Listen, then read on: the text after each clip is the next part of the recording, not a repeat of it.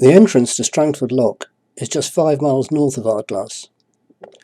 The pilot's advice is to enter the lock at slack water, though the 7-knot flood does not prevent entry.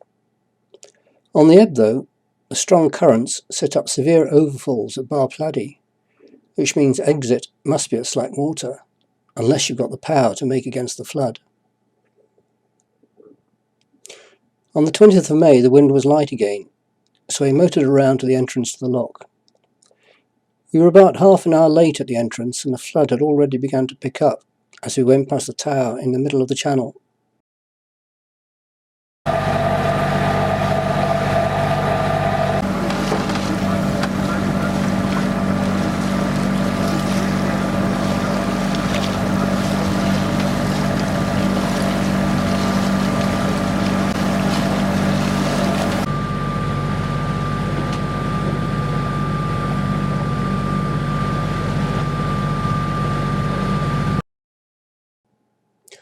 Although the tidal generator is marked on this later picture, it was not marked on the plot of that day.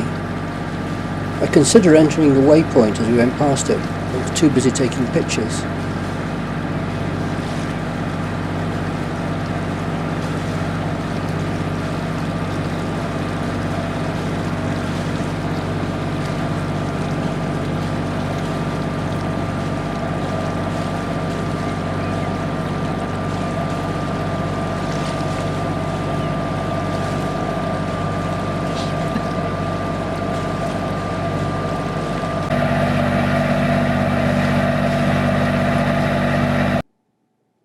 If I'd seen this picture before we went past, I might have given it more clearance.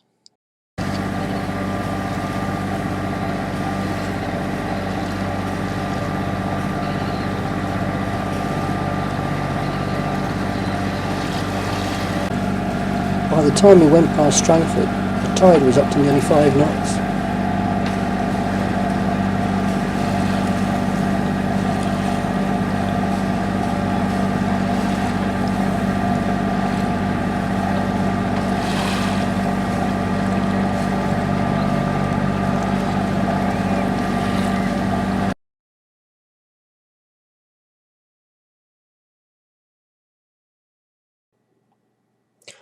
The first island we came to in the lock looked pleasant and innocuous, but then we began to see what they call pladdies, which may or may not be covered, and which may or may not have a withy to mark them.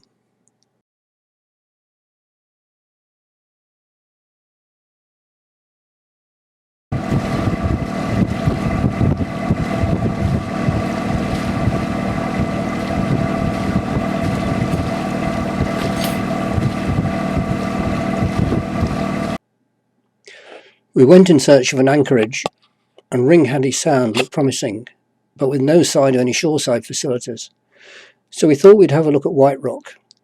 To make life interesting, we thought we would sail through Ringhaddy Sound and through the islands.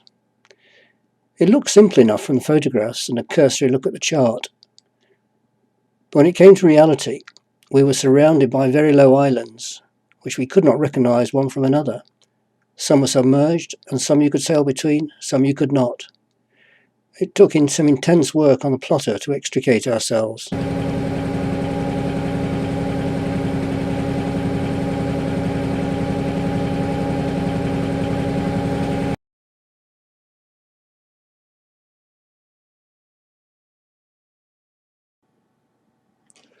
White Rock Bay looked interesting, but a bit shallow, so we returned to Ringhaddy Sound, outside the islands this time.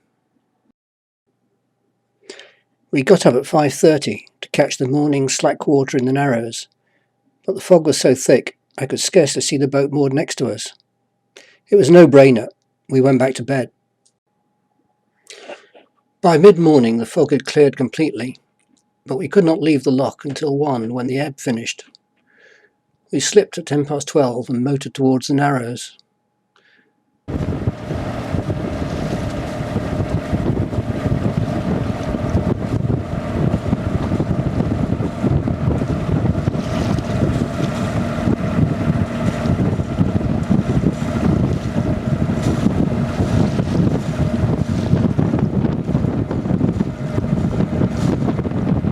Someone else had the same idea on timings, and a yacht came steaming up about half a knot faster and overtook us. As we got closer to the Narrows, we could see what looked like a river of fog rolling in from the sea. The yacht that had overtaken us was now about 150 metres ahead. It also carried on, although it did not appear to have a radar, or even a radar reflector. I confirmed that I was getting a radar signal off the yacht. It was very faint, as we were looking at its stern, and even if it had a reflector, it would have been hidden by the mast. As we entered the fog, I regretted not marking the water power turbine as a waypoint. It was too late now to look up its lat and long and enter the data. We had been going for about half a mile, and I had been monitoring the crossing between Strangford and Portaferry in case the ferry set out. As we cleared that area, I decided to increase the range setting on the radar to try and pick up the power generator. It took a little while for the display to settle down, and as it did, there was a shout from on deck, and Matthew turned us violently to port. The yacht in front had aborted his trip and come back on a reciprocal course. I'd lost his echo in the process of changing range, and before we knew it, he was upon us. Neither of us had been sounding a foghorn. We were both at fault there. Losing him on the radar was unfortunate. I had to change range, and it was just one of those things I did at the same time as he was turning round.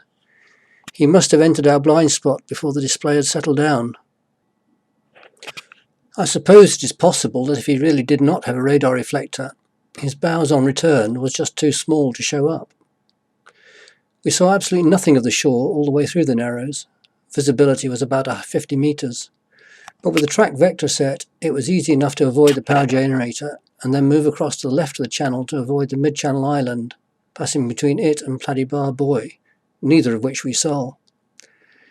We carried straight on out to sea for a couple of miles and then turned north to follow the coast.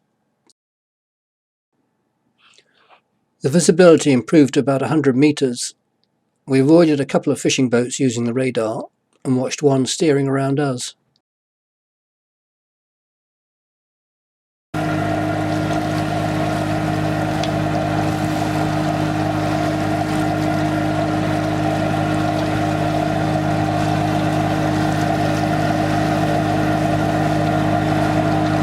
A mile further offshore, the AIS showed a procession of big ships heading south coming out of Bangor Lock.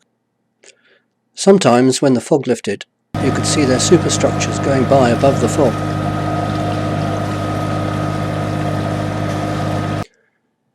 As we approached Copeland Island, the viz had improved to about a mile, but then closed down suddenly to only a couple of boat lengths.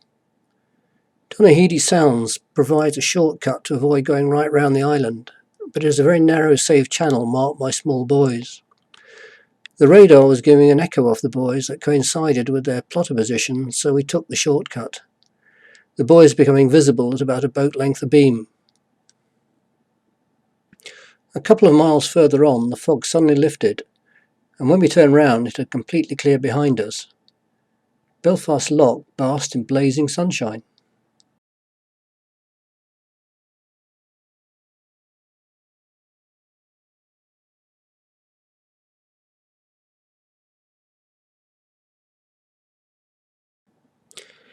There was a big high established, and it was giving some strange effects. Sitting in Bangor Marina, we followed the track of the Holyhead Dunleary ferry all the way across the Irish Sea on the AIS. That ship was about 90 miles away.